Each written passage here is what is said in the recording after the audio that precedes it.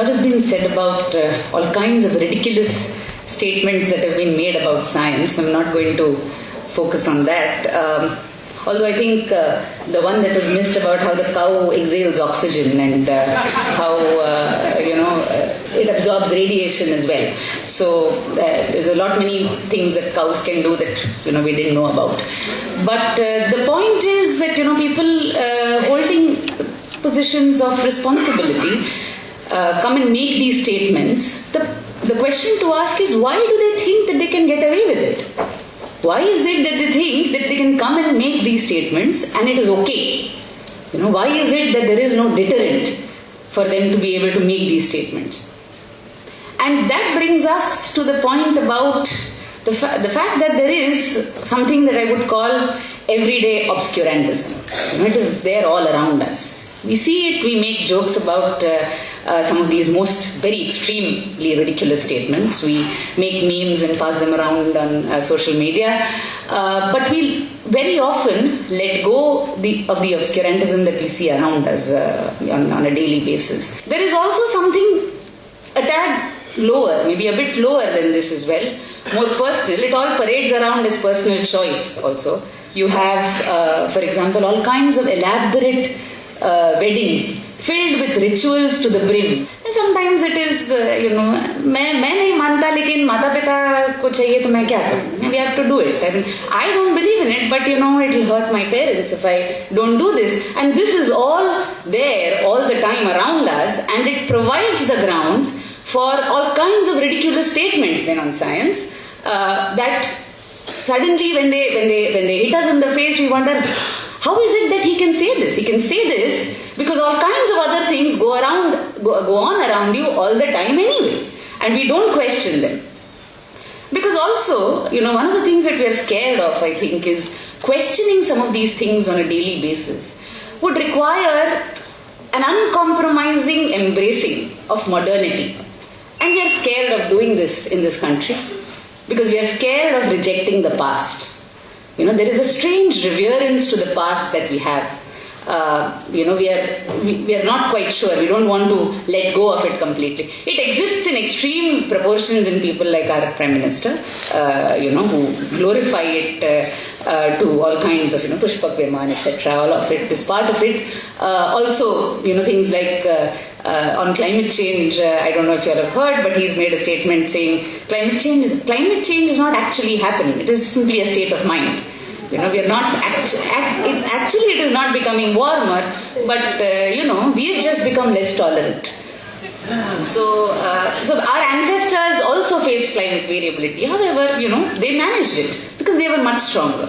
It exists, this glorification, this reverence of the past exists in extreme proportions, and of course definitely the Sangh Parivar, but it exists all around us as well. All of us have met this uncle who would say, अरे हमारे बाप दादा के ज़माने में लोग ज़्यादा scientific थे, तब पोल्यूशन कम था, अब पोल्यूशन ज़्यादा है, तब कैंसर नहीं होता था, अब कैंसर होता है लोगों को.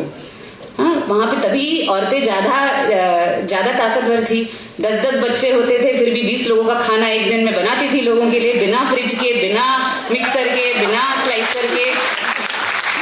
I'm sure you all have met people who said this, and of course we, a lot of times let it go without pointing out that most probably a lot of our ancestors probably died at the age of 40, didn't live long enough to get cancer. And not only that, the fact that this very past is ridden with caste, it is ridden with patriarchy, with extreme levels of scarcity, deprivation, inhumanity and exploitation. It is this same past. And we are unwilling to let go of it. And this is what provides the ground for this kind of, these kind of statements, this kind of attack that comes from Hindutva.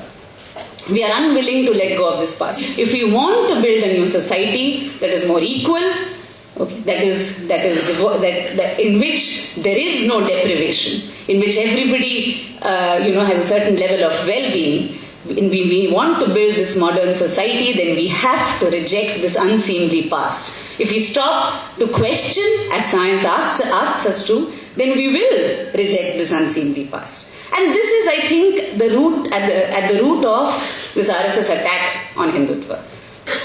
They are not really, their final target is not really technology. They, after all, they very much, they like the bomb very much. They might say, for example, that Newton mat padhao school में क्योंकि Newton foreigner था, वो बच्चों को Newton नहीं पढ़ाएंगे, लेकिन अहमदाबाद से दिल्ली प्लेन में बैठ के जाते हैं. So it's not as if they reject technology.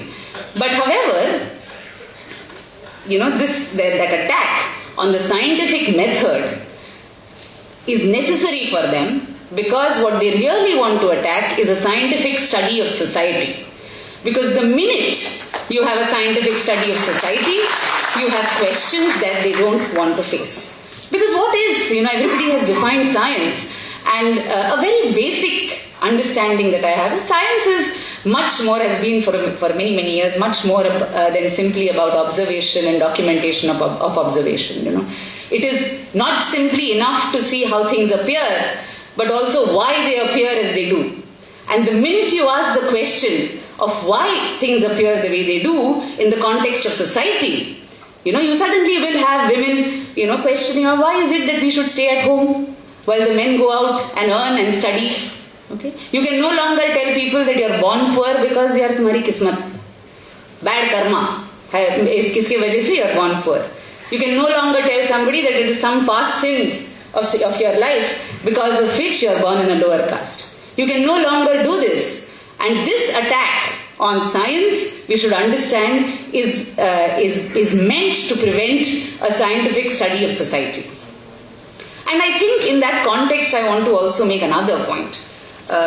Is that attack on society doesn't just come from the right. Part of the ground for this attack has also been because we have provided that ground. In a lot of otherwise people who would otherwise not associate with the right wing, definitely progressive liberal movements, we see a lot of science skepticism about technology, and unfortunately, this fight against globalization, fight against global capital, has somehow, somewhere seamlessly sort of transcended and transformed into a fight against modernity, into a fight against modern science, a fight against technology. Technology as being inherently anti-poor. Science as being inherently anti-poor. Science as inherently patriarchal, anti-women. All of these positions are not necessarily always only coming from the Sangh Parivar. They exist even otherwise. And these are dangerous positions to have. They provide the ground for this rise. And it is not simply, is it our inability to fight capitalism? Is it our inability to fight globalization that we've sort of said that science and technology are proxies basically for these, and therefore it is easier to fight them than to fight globalization, than to fight capitalism. If we want to fight inequality, then I think one of the first demands should be that we take back that science. That science is ours. It does not belong to the multinationals. The fight is against multinationals. The science does not belong to them. We have to take back that science. We have to fight for access to scientific institutions. Take back the technology that has been created by the labor of the working class in the first place. It is not technology that belongs to these people.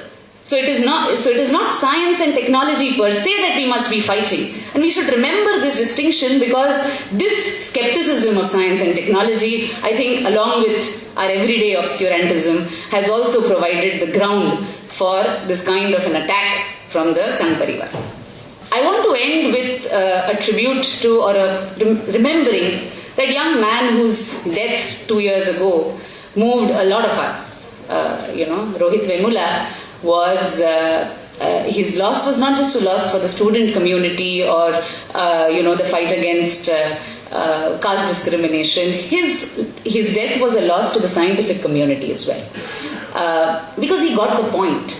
He was inspired by Dr. Ambedkar, that unrelenting, uncompromising, untiring advocate of modernity. He's one of the few who was like that in this country, and Rohit was inspired by him, and he wanted to be like Carl Sagan. He wanted to take science to the people. to bring light into the darkness that is the everyday life of so many people around us. And that is why they don't want Rohits, and that is why more Rohits must emerge at this point of time. And that is why we need to save science.